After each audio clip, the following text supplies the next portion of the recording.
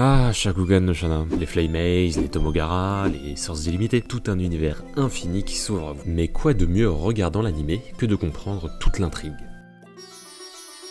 Un facteur important pour cela est tout simplement l'ordre de visionnage des épisodes. Vous l'aurez compris et vous savez lire un titre, la vidéo d'aujourd'hui portera sur l'ordre de visionnage de l'animé de Shakugan no Shana. Avant tout, un petit disclaimer évidemment, j'ai beau avoir regardé l'animé plusieurs fois, l'ordre de visionnage que je vais vous présenter se base sur mon ressenti personnel. En aucun cas je ne détiens le savoir absolu. Et évidemment, je ne force personne à suivre mon conseil, en effet, juste regarder dans l'ordre chronologique des saisons reste faisable. C'était aussi mon cas lors de ma découverte de l'animé, mais à la fin je me suis dit que j'aurais aimé regarder tel moment avant tel moment, etc. etc. Bref, ceci dit, on va rentrer dans le vif du sujet.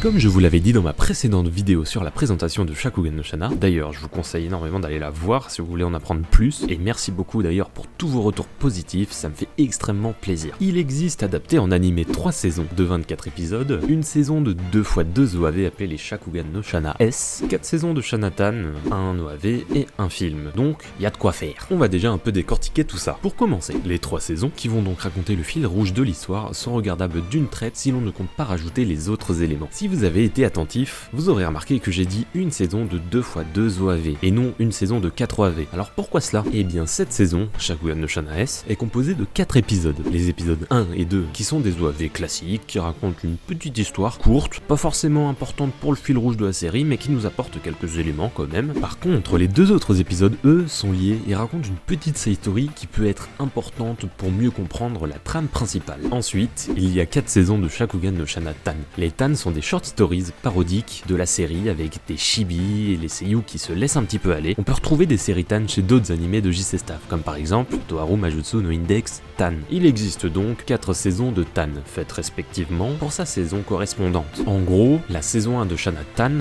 reprend les événements de Shakugan no Shana classique, saison 1. Shana Tan 2 reprend Shana classique, saison 2, etc. etc. Nous avons aussi un OAV Shakugan no Shana spécial, Koito Onsen no Kogai Gakushu. Plus axé sur Ogata, cet OAV est une side story sur un voyage de classe dans un ryokan, je vous laisse imaginer tout ça. Et enfin nous avons un film d'1h30 retraçant tout le premier arc de la saison 1, dont l'arc de Friagne le chasseur. Mais ce film est différent de l'animé, car il est basé directement sur le light novel, ce qui n'est pas le cas de l'animé. Donc si vous voulez vous donner un aperçu d'une adaptation plus fidèle du light novel, je vous conseille vivement de regarder le film. Allez, maintenant qu'on a décrit tous les éléments, on va passer au plus important, l'ordre de visionnage.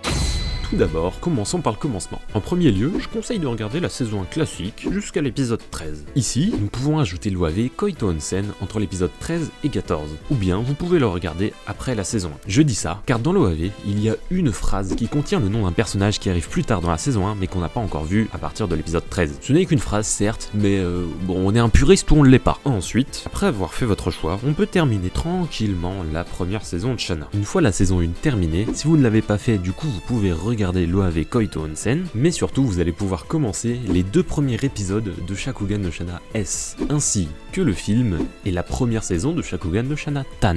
Une fois cela fait, nous pouvons aborder la seconde saison dans son intégralité. Une fois la saison 2 terminée, vous pouvez donc regarder Shakugan no Shana Tan saison 2. C'est bon, vous n'êtes pas trop perdu parce que là ça va commencer. On va donc pouvoir commencer seulement la saison 3 jusqu'à l'épisode 3. Ensuite, après l'épisode 3, on peut regarder les 2 derniers OAV de Shakugan no Shana S, puis après continuer la saison 3. J'insiste beaucoup sur le fait de regarder seulement les 3 premiers épisodes de la saison 3 et ensuite regarder les Shakugan no Shana S parce que c'est vraiment très important pour l'intrigue. Donc après la saison 3, évidemment, on peut regarder les Shakugan no Shana Tan de la saison S ainsi que la saison 3.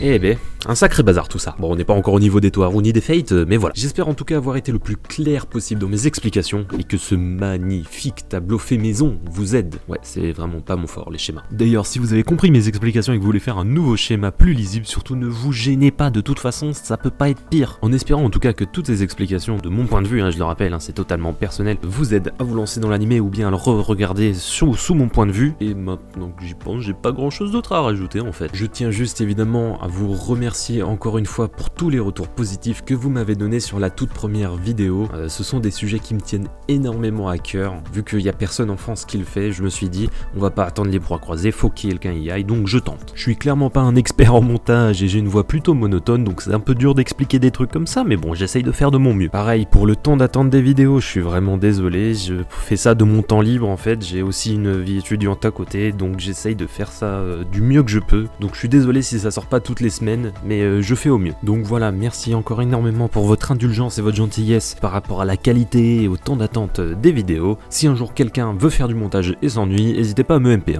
Merci encore d'avoir regardé jusque là, et moi je vous dis à bientôt mes petites torches pour une prochaine vidéo d'Outlaw.